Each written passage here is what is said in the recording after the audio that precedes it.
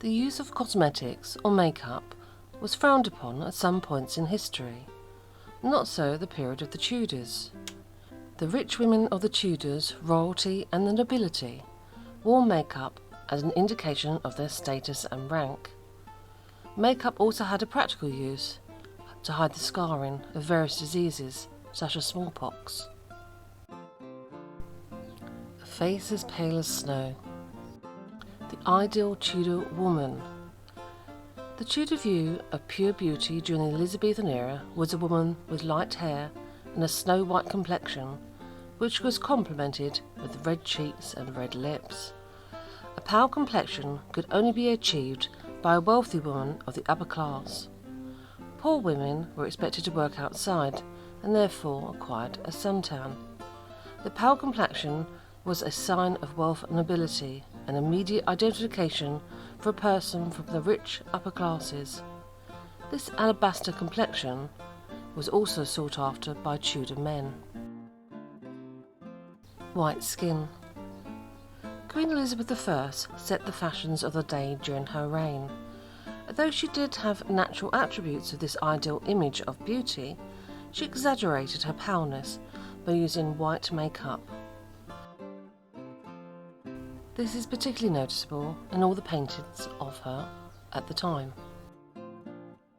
For Elizabeth's white face paint, they would mix together the following ingredients: egg whites, powdered eggshells, alum borax, and white poppy seeds. As this lotion would bleach the skin, it would not be applied more than 3 times a week. Otherwise it would harm or irritate the skin. It was common for the neck, chest and hands to be painted, and sometimes little blue veins were drawn on top to show how clear and fine the skin was. For spots, blemishes, acne and freckles, a remedy made from lemon juice or rose water mixed with honey, eggshells, mercury and alum was used.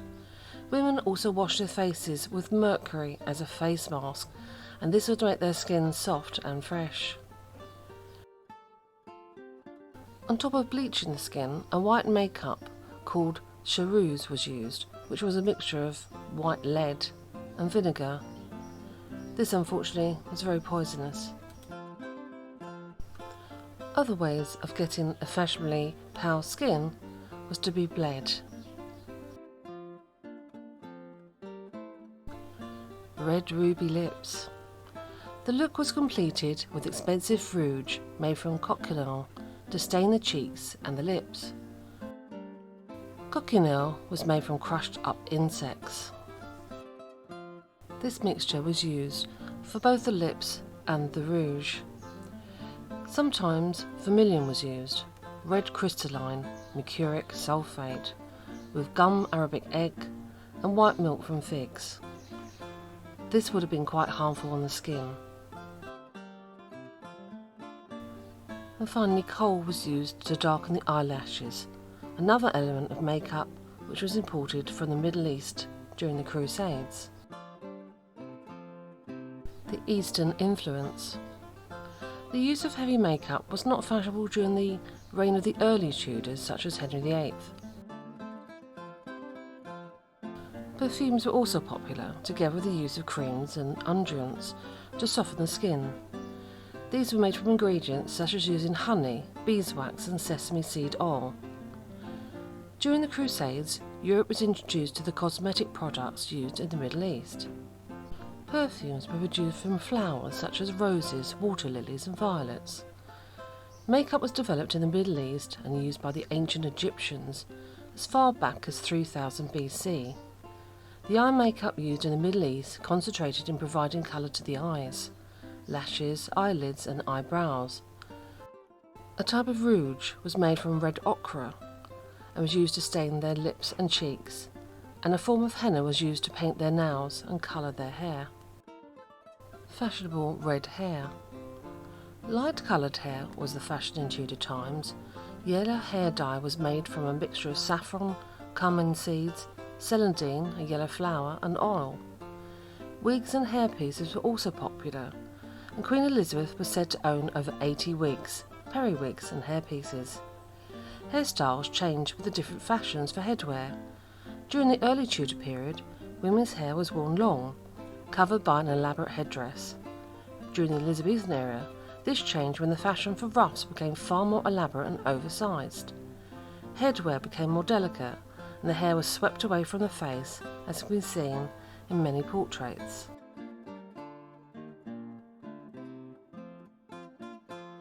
For women's hair, the main hairstyle was a high hairline. To achieve this look, many women would pluck the hairs at the top of their forehead, so their hairline would go back roughly 1 inch. It may be noted that women from this era all seem to have the same shaped eyebrows, so they were properly plucked too. The most popular hair colour was anything from fair such as blonde, and then ginger. For women who wanted to dye their hair red, which was very popular during the reign of Queen Elizabeth, henna was used as a hair dye. To dye their hair, the women would use urine or a mixture of oil, cumin, seeds, saffron and celandine. All of these ingredients were expensive, so no one apart from the wealthy could afford them. Some women wore wigs, which was an alternative to hair dyeing. Elizabeth had naturally red hair and was famous for it, but she possibly had alopecia and therefore started to wear wigs. This alopecia could very well have been a result of some of the toxic makeup. Dangerous fashion. Queen Elizabeth inspired a nation into using the new variations of cosmetics used with her looks.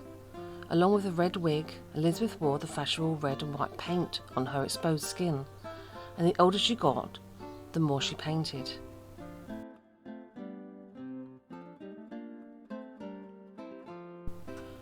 One of the most common practice techniques of creating a pale complexion was by using Rouge, or a white lead paint, which was dangerous for human skin.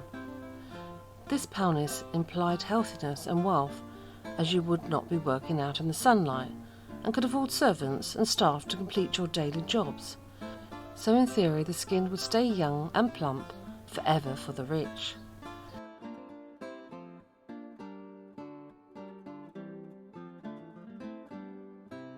To achieve the pale complexion, some severe measures were taken by Elizabethan women.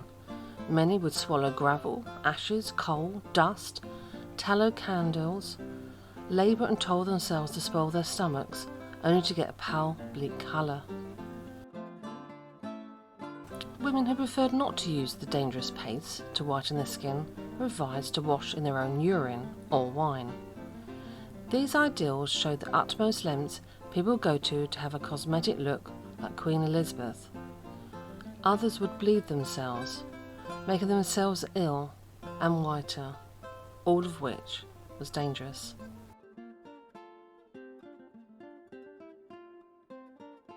The ideals of beauty in Tudor times came at a heavy price, and women risked their health to reach them.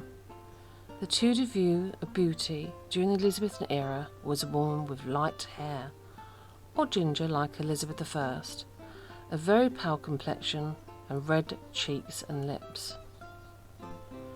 This showed that they were rich and also that they were healthy. Ironically, everything they did worked against their health. Elizabethan Cosmetic Recipes. To make the complexion white, take leaves and roots of nettle and boil them in water, and with this water wash your hands and face, and they will become white and soft. To reduce redness in the face, take white lead, rose water and violet oil and mix together and anoint the face. Powder to make the teeth white. Take coral and rock alum, burned and ground very well, and pass through a sieve and use.